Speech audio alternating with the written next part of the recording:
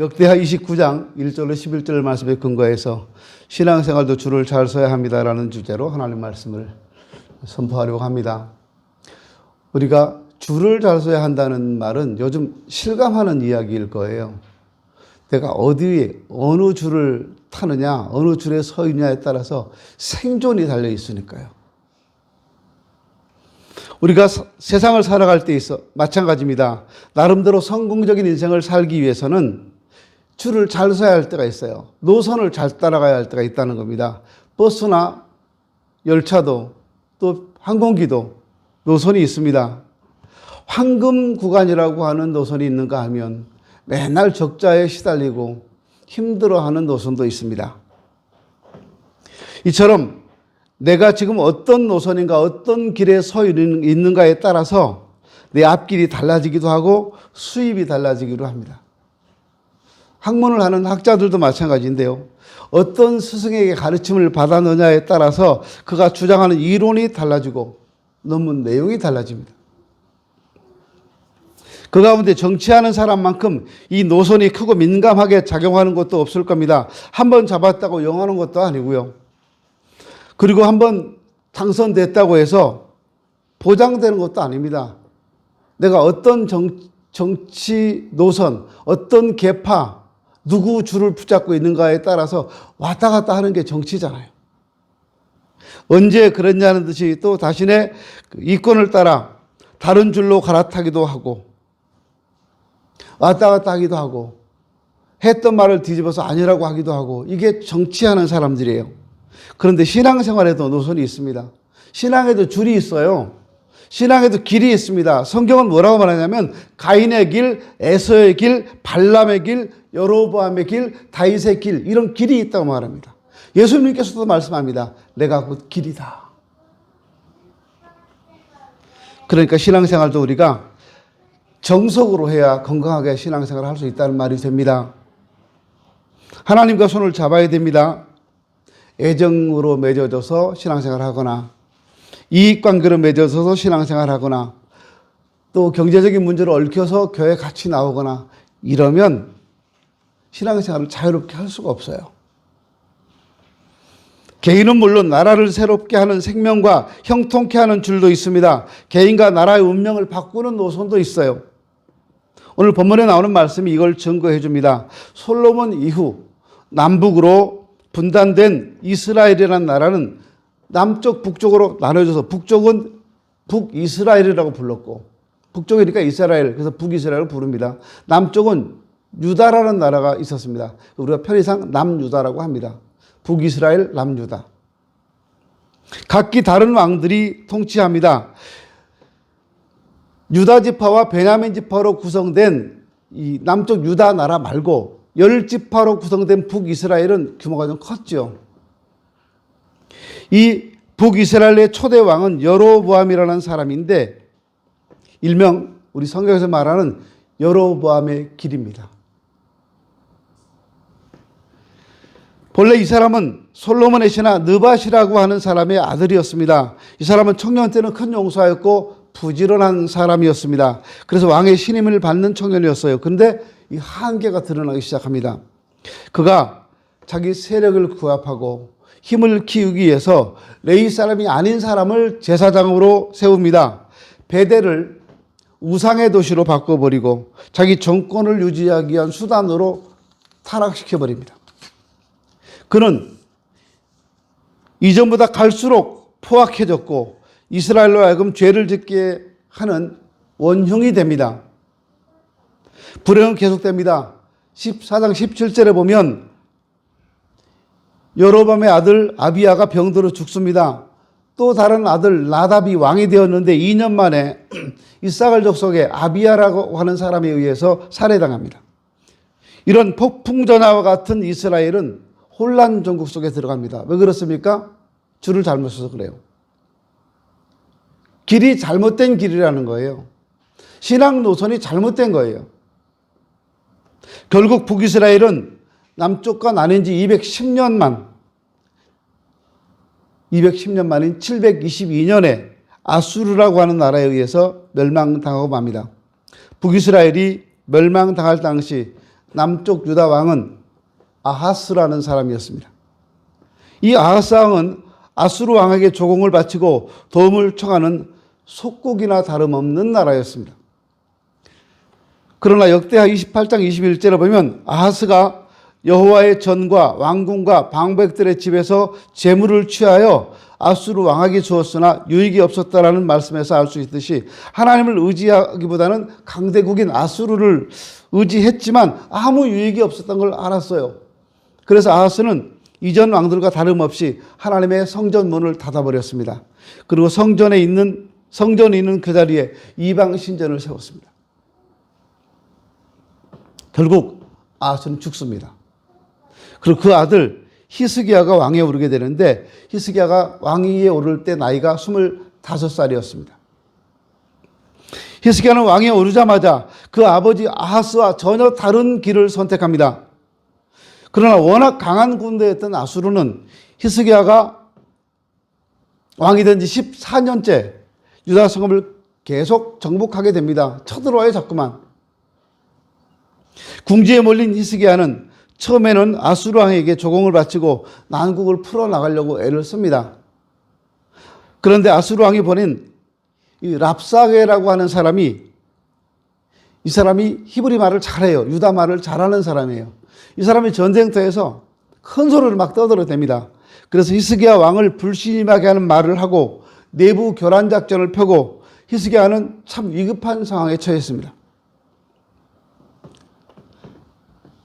그래서 히스기야는 마지막 결단을 하게 됩니다. 그의 참모인 엘리야김, 셈나, 그리고 장로 몇 사람을 이사야 선지자에게 보내서 기도를 요청하게 됩니다. 살려달라는 거예요. 당신이 하나님 여호와께 기도해서 이 난국을 풀어달라는 겁니다. 지금 적군이 쳐들어왔어요. 18만 5천 명이 쳐들어왔어요. 18만 5천이나 되는 군대 앞에서 이스라엘 군대는 3만 4만밖에 안 됩니다. 상대가 안 되죠. 그런데 히스기야는 자기의 보좌관들을 이사야한테 보내서 기도를 요청합니다. 그리고 자기 스스로가 하나님 앞에 나아갑니다. 사네립이 나라를 교란시키려는 악성 루머가 담긴 편지를 그대로 들고 여호와의 전에 가서 그걸 편지를 펴놓고 기도합니다. 이스라엘의 하나님 여호와여, 주는 천하 만국의 홀로 하나님이시라. 산헤립이 사시는 하나님을 회방하러 보낸 말을 들으시옵소서. 우리 하나님 여호와여, 원컨대 이제 우리를 그 손에서 구원하옵소서. 그리하시면 천하 만국이 주 여호와는 홀로 하나님이신 줄 알 것입니다. 이런 일이 있은 후 히스기야 왕이 혼자 성전에서 기도하고 있는데 이사야 선지자로부터 하나님이 너의 기도를 들으셨다는 통보를 받게 됩니다. 그날 밤 어떤 일이 일어납니까?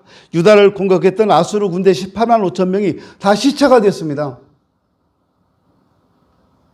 더 놀라운 것은 사네립이 자기 나라로 도망가요. 얼굴이 화끈거려서. 근데 거기서 자기 아들들한테 죽어요. 완전한 승리, 히스기야의 완전한 승리입니다. 싸워보지도 않고 이긴 겁니다. 누구 때문에요? 여호와 하나님 때문에. 무엇 때문에요? 기도 때문에요. 여러분, 어려운 일이 있을 때 그러니까 기도해야 하는 겁니다. 발 동동 구르고 여기저기 막 다니지 말고요. 기도하십시오. 신앙의 줄을 잘 서야 된다니까요. 노선을 정확하게 타야 되는 거예요.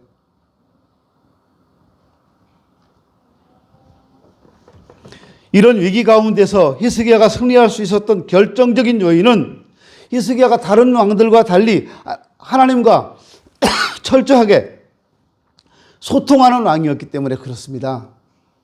이는 한 국가도 신앙 노선이 분명한 지도자가 얼마나 중요한지를 보여주고 있는 내용입니다. 히스기야가 하나님과 어떻게 했길래 소통이 이렇게 잘 됐을까요? 히스기야는 어떤 줄을 잡았을까요?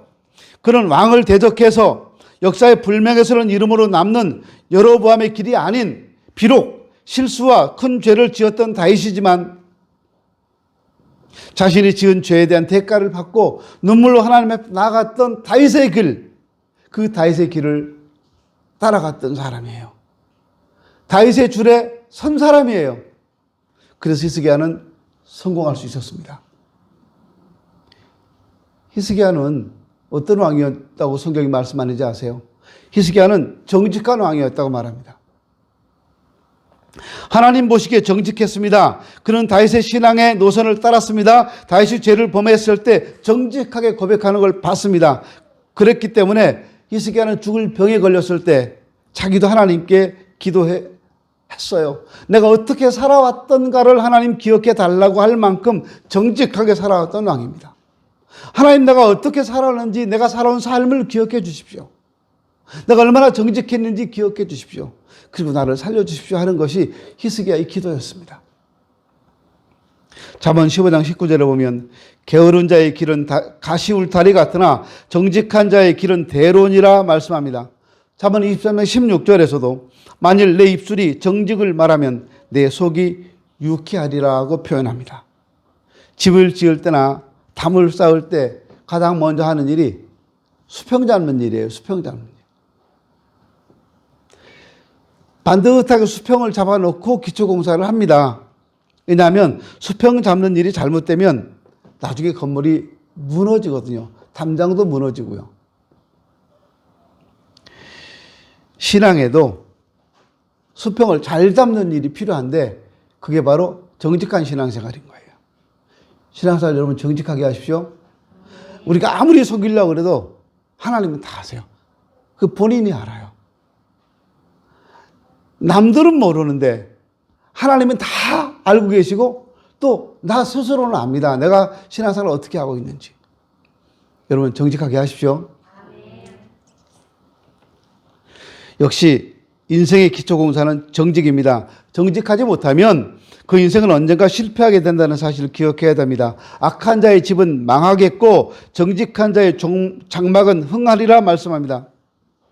세계적인 기업가로 역사상 가장 뛰어난 최고 경영자 중 한 사람으로 존경받고 있는 미국 GE그룹의 잭 웰치라고 하는 회장은 전 회장이죠. 이 사람은 자기 회사 GE의 회사 사원 자격으로서 제일 먼저 이 사람은 정직성을 꼽았어요. 정직성, 성숙도, 지적 능력 이 세 가지를 강조하고 있는데 그중에 제1의 덕목이 정직함을 들었습니다. 정직해야 돼요. 도산 안창호 선생은 1913년에 흥사단이라는 조직을 만들었는데 이 흥사단에도 세 가지 계명이 있습니다. 정직해라, 부지런해라, 사랑하라. 세 가지예요. 신앙생활을 우리가 잘 하려면 정직한 말, 정직한 삶이 몸에 배이도록 우리 신앙의 체질을 개선해 가야 합니다. 대충 이렇게 하면 되겠지. 나한테는 굉장히 관대하고요. 다른 사람 앞에는 엄격한 잣대를 들이대는 이런 신앙생활 하지 마세요. 남들은 신앙생활 대충 해도요. 아, 저분들은 사정이 있겠거니 이렇게 생각하세요. 나 자신에게 혹독해야 돼요. 그럴 때 신앙생활 제대로 할 수 있는 겁니다. 히스기야는 더러운 우상을 모두 제거해버리는 왕입니다. 모세 시대 노뱀을 계속해서 우상처럼 섬기던 것들을 보고 부셔버렸어요. 하나님과 연합을 방해하는 결정적 장애물이라고 봤기 때문에 그렇습니다. 이러한 우상의 문을 제거하고 하나님의 성전의 문을 연 사람이 히스기야 왕입니다. 모세는 이스라엘 백성들이 금송아지 우상을 섬기는 것을 보다 못해서 하나님 앞에 나아가 기도하기를 차라리 내 이름을 생명책에서 지워버리시고 저 사람들을 구원해 달라고 매달렸던 사람이 모세였습니다. 이렇게 우상을 단호하게 배격했던 인물이 모세였어요. 히스기야도 그랬습니다. 이른바 현대판 우상인 돈, 권력, 세상의 사람들이 즐기는 것들, 때로는 건강, 지나치게 건강 생각해서 엄청 건강에 좋은 음식도 뭡니까? 건강식품 드시는 분들도 계셔요. 그거 오히려 더 나쁠 것 같아요. 제가 존경하고 또 사랑하는 어떤 목사님이 계셔요. 우리 교회도 오셨었어요. 저기 경상도 영양에 계시는 목사님이신데 그분이 한국에서 버섯을 가장 잘 아는 목사님이에요. 그분 버섯 박사님이라고 하세요. 유명한 분이에요. 그분 이름만 대면 우리 교회도 몇 번 다녀가셨어요. 그분이 최근에요 산에 가셨다가 그렇게 산을 그렇게 잘 타시는 분이 산삼도 무지 잘 캐요. 그분은 얼마 전에도 산삼 캔 거 사진 한번 올려놓고 그랬더라고요. 버섯, 상황버섯, 무슨 버섯 뭐 버섯 사진도 왜 이렇게 많이 찍어 놓으시는데 버섯도 너무 잘 알아요. 근데 그분이 얼마 전에 진드기에 물렸어요. 그 집에 왔는데 몸이 좀 안 좋아서 동네 병원에 갔답니다. 감기인 줄 알고. 동네 병원에서 주는 감기약을 먹었는데 안 낫는 거예요. 열이 막 올라가고. 그 코로나인가 이제 걱정도 되잖아요. 그 종합병원으로 가라 그래서 종합병원에 가서 검사해서 혈액 검사했더니 이 쯔쯔가무시 병이라는 거예요. 이 걸려서 이 진드기한테 물려서요. 이 쯔쯔가무시 병은 걸리면 죽어요. 생존율이 얼마 희박해요. 그건 조금만 방치하면 죽어요. 근데 그때가 의사들이 파업할 때예요. 대구 경북대병원에 가고 좋은 대학병원에 가는데 입원을 할 수가 없는 거예요. 의사들도 없고 병동도 없고 이 코로나 환자들로 꽉 차 있고 안 받아줘요. 죽어가잖아요, 목사님. 저랑 동갑이거든요. 아주 젊은 목사님이에요. 건강하신 분이에요. 그래서 이분이 올렸어요. 목사님들 모이는 그 밴드에다가. 그걸 보고 어떤 장로님, 그 지역에 사는 장로님이 대구 동산병원 지난번에 코로나로 가득했던 그 동산병원에 연락을 해서 응급실을 잡아서 이분을 그리 옮겼어요. 근데 그 목사님이 숨이 안 쉬어진다는 거예요. 우리 다 죽는 줄 알았어요, 그분요. 매일매일 그 밴드 카톡에 글을 올리던 분이 딱 그쳤어요. 그 병원에 들어간 거 사진 하나 딱 찍어서 올리고 끝났어요. 야, 이 큰일 났다. 근데 이틀 지났는데 다른 장로님이 글 올렸어요. 그 목사님 병원에 모시고 가신 장로님이 죽을 고비는 넘겼습니다. 오늘이 고비입니다 했는데 죽을 고비는 넘겼습니다. 그리고 또 하루 지났는데 그 목사님이 글을 올렸어요. 저 이제 살았습니다. 여러분, 그래요. 취미생활 너무 거기에 빠져있는 분들이 너무 많아요. 그분은 이거 취미는 아닌데 그 목사님은 정말 많은 분들을 살려주신 분이에요. 이 버섯으로, 약초로 정말 많은 사람을 살려줬어요. 진짜 잘 알아요. 제가 봐도요. 훌륭한 분이에요. 어떤 분들은 쾌락이 우상이 되어 있습니다. 세상에 재미있는 건 다 해요. 이런 것들이 우상이 되어서 하나님과 친하지 못하게 예수 믿는 거 방해하고 이렇게 살아가는 분들이 많아요. 그러면서 본인은 몰라요. 어떤 분은 일에 중독돼 가지고 일에 아주 푹 빠져 있어요. 신앙생활을 못해요. 일 때문에. 근데 그렇게 열심히 일해놓고 하나님 부르시면 어떡하시게요? 그렇게 열심히 일해서 회사 세워놓고 하나님 부르시면 어떡하게요?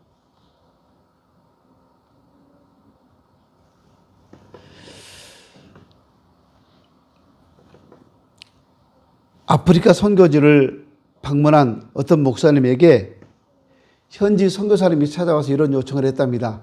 이 아프리카 선교지를 방문했던 이 목사님은 유명한 분이고 그 나라 대통령과 잘 안다고 그래요. 근데 현지 선교사님들이 찾아와서, 선교사님 한 분이 찾아와서 그 목사님에게 이런 부탁을 합니다. 목사님, 저랑 여기 이 나라 대통령이랑 사진 한 장만 찍을 수 있게 좀 해주세요. 그래서 왜 그러십니까? 그랬더니 이 동네 아프리카 사람들은 선교사를 하찮게 여기고 괴롭히는데요. 대통령하고 찍은 사진 한 장만 있으면 모든 잡기가 다 물러가고 누구도 꼼짝 못한다고 합니다. 대통령 사진이 있으면 잡기가 물러간대요. 그러니까 목사님 대통령하고 친하니까 대통령하고 사진 한 장만 나랑 찍게 해주면 내가 사진 그거 뽑아서 걸어놓고 있으면 사람들이 선교사를 괴롭히지 못한다는 거예요. 함부로 할 수 없다는 거죠. 여러분 그렇습니다. 한 국가의 대통령하고만 친해도 이런 게 보장되는데 만왕의 왕 되시는 우리 주님과 친하다면 이 세상에서 누릴 권세가 얼마나 많겠습니까? 그리고 얼마나 세상에 살아가는데 형통함이 많겠습니까? 뭐가 안 된다고요? 불통이죠. 막힌 거예요. 하나님하고 친하면 형통해진다니까요. 안 믿으시나 봐요? 히스기야가 바로 그런 사람입니다. 열왕기하 18장 7절에 보면 여호와께서 히스기야와 함께 하심에 이 사람이 어디로 가든지 형통했다라고 말씀합니다. 히스기야뿐만이 아닙니다. 성경에 나오는 위대하게 쓰임받은 분들은 모두가 이처럼 다 하나님과 함께 했던 분들입니다. 요셉의 경우도 그 주인이 여호와께서 그와 함께 하심을 보았다고 말해요. 여호와께서 이 사람에게 형통케 하심을 보았다고 말해요. 여호수아도 여호와께서 여호수아와 함께 하시니 여호수아의 명성이 그 온 땅에 퍼지니라 말씀합니다. 다윗의 경우도 네가 어디를 가든지 내가 너와 함께 있어 네 모든 대적을 네 앞에서 멸하였은즉 세상에서 존귀한 자의 이름같이 네 이름을 존귀케 만들어 주겠다라고 말씀합니다. 하나님이 함께한 사람들은 어떤 사람들일까요? 예수님 말씀처럼 하나님을 기쁘시게 했던 사람들이에요. 하나님과 동행했던 사람들, 하나님과 함께 하려고 정직하게 우상을 다 없앴던 사람들, 이런 사람들을 하나님이 동행하셨고 함께 곁에 두셨다는 사실을 잊지 마십시오. 히스기야는 여호와의 성전의 문을 열어서 백성들이 하나님을 예배하도록 만들어 주었던 왕입니다. 그냥 한번 예배 드릴 수 있도록 한 것이 아니라 그동안 폐쇄되어 있던 성전 문을 열었어요. 지금까지 우상의 전으로 만들어서 더럽혀졌던 그 성전을 개혁했다는 겁니다. 우상단지를 다 드러내버리고 하나님을 찾는 백성들이 예배 드릴 수 있도록 새롭게 했다는 거예요. 이게 여러분 쉬운 일일까요? 쉬운 일 아닙니다. 우상을 숭배하는 사람들의 반대가 만만치 않았을 거예요. 그 사람도 빨간 것 깃발 들고 나서 물러가라 히스기야 절대 반대. 어떤 사람은 뭐라고 합니까? 한 번 죽지 두 번 죽냐 막 이렇게 그런 거 있을 거예요. 물러가라 히스기야. 근데 히스기야 그거 했어요. 우상단지 다 깨뜨려 버리고요. 성전 문을 열었어요. 이런 결단이 있었던 왕이었다는 겁니다. 그러니까 하나님이 이 사람을 축복하실 수밖에 없는 거예요. 하나님 편에 섰으니까요. 아하스가 하나님을 섬기지 않고 폐쇄해버린 하나님의 성전의 문을 열고 예배가 회복되게 하는 일을 최우선 왕의 정책으로 삼았던 왕이 히스기야입니다.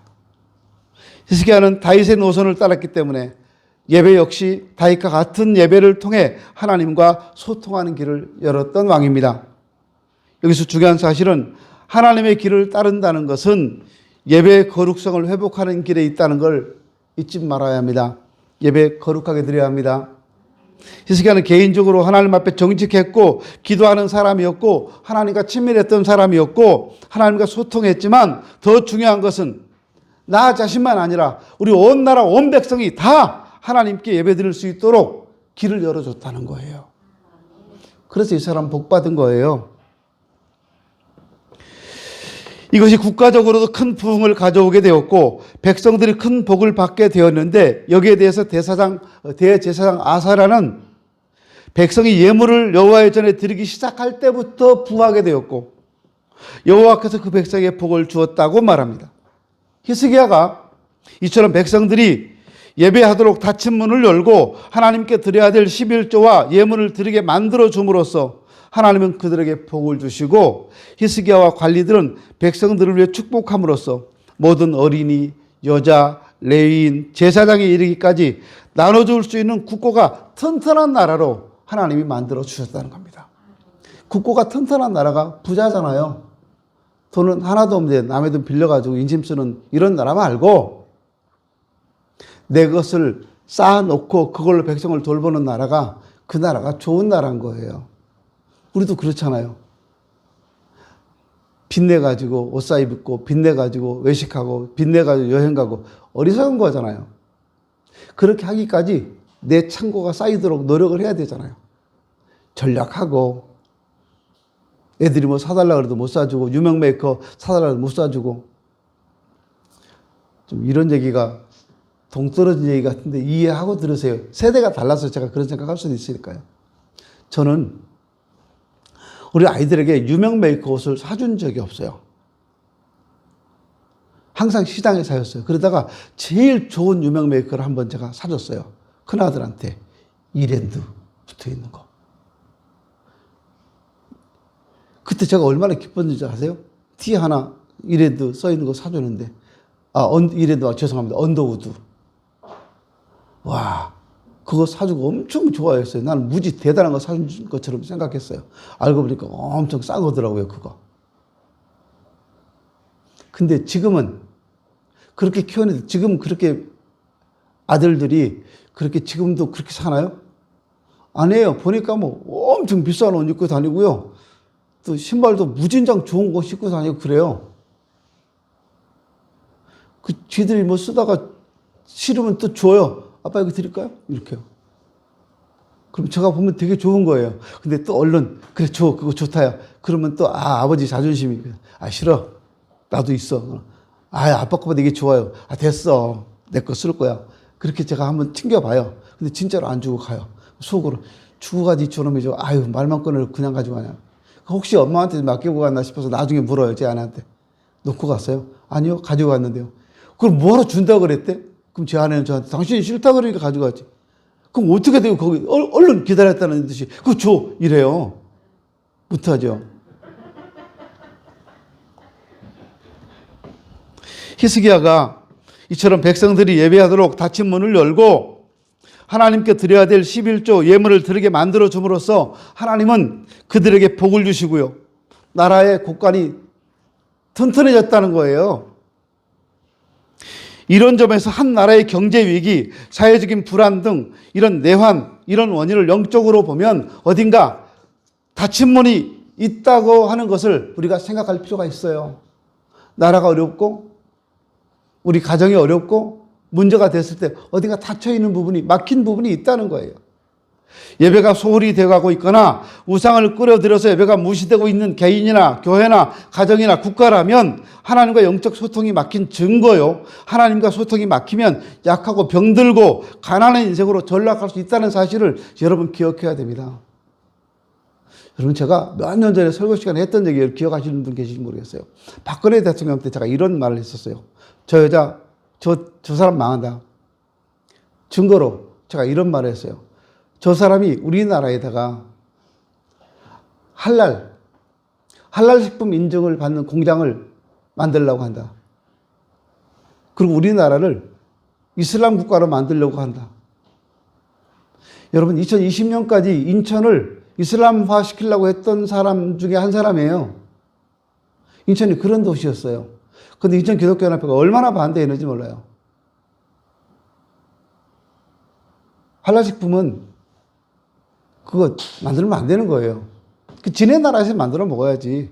그거는 이슬람 사람들이랑 만들어 먹어야지. 익산에다가 대단히 할랄 식품 공장 그 단지를 만들고 거기 이슬람 사람 끌어들이고 하려고 했잖아요. 사람들은 일자리가 창출되니까 좋고 월급 많이 받으니까 좋고 그게 좋은 거예요. 거기 들어가는 사람은 모두 다 이슬람으로 개종해야 되고 이맘이라고 하는 이슬람 제사장이 와서 감독해야 되고 이슬람 국가 되는 거예요. 앞장섰던 사람이에요. 근데 지금 잘 됐나요? 박근혜 씨? 잘 못 됐잖아요. 억울하다 뭐 어쨌다 해도 하여튼 우리가 보면요 영적으로 이런 것들이 있어요. 현 정부는 말하지 않겠습니다. 지금 살아있는 권력이니까. 요즘은 살아있는 권력은 손 못 댄다 그러대. 예배가 소홀하고 우상을 끌어들여서 예배가 무시되고 그러면 안 된다는 거예요. 하나님과 소통이 막히면 약하고 병들고 가난한 인생으로 가난한 나라로 전락될 수 있다는 사실을 잊어서는 안 됩니다. 히스기야는 이 문제를 알고 다윗처럼 예배를 회복시킨 인물입니다. 이 백성은 내가 나를 위하여 지었나니 나를 찬송하게 하려 하심이라. 히스기야는 그래서 예배에 성공한 왕이에요. 줄 잘 선 거예요. 히스기야는 이렇게 하나님과 소통했고 예배를 성공시킨 위대한 인물이었는데, 이런 히스기야의 엄청난 성공 그 저변에는 기도가 있었습니다. 이 사람은 기도하는 사람이었어요. 다윗의 길을 따라 정책을 펴는 일이 순탄치만은 않았습니다. 아수르 사네립이라는 사람이 전쟁을 준비해 와서 유다 백성들과 히스기야 왕 사이를 분열시킵니다. 속지 말라고 합니다. 뭐라고 그래요? 여러분, 저 히스기야가 여러분을 구원하는지 내가 구원하는지 내게 할까? 이런 말을 해요. 사네립이 와서, 아수르 왕이. 지금 누가 봐도 히스기야는 아무 의미 없어요. 예루살렘 성전은 빙빙 포위가 돼 있어요. 죽는 거예요. 18만 5천 명이나 되는 엄청난 군대가 성을 포위하고 있습니다. 그 안에 도간에 든지 갇혀 있어요.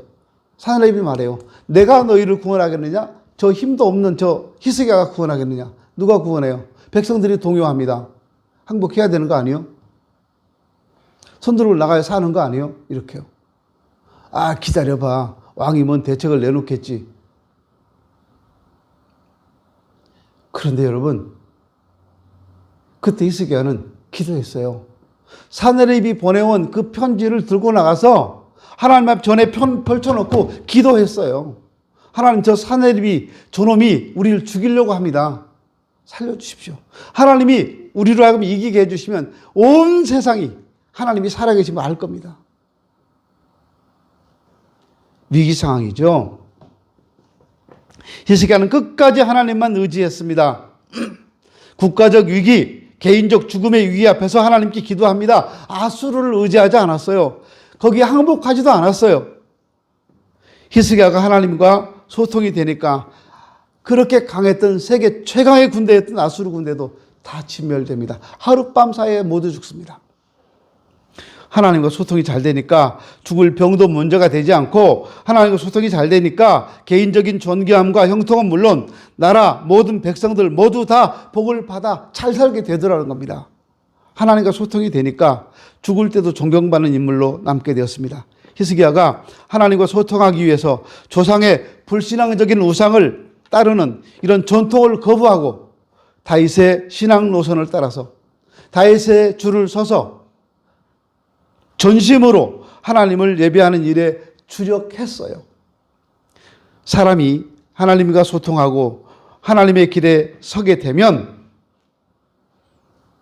물질과도 소통이 되고 모든 일에도 형통하게 된다는 사실을 히스기야를 통해서 하나님 우리에게 분명히 보여주셨습니다. 여러분, 줄 잘 서세요. 믿음의 줄 잘 붙드십시오. 예수 그리스도라고 하는 줄, 그 줄이, 그 믿음이, 그 기도가 여러분을, 그리고 여러분의 가정을, 여러분의 자녀들을, 여러분의 기업을 지켜줄 겁니다. 아멘. 기도합니다. 하나님,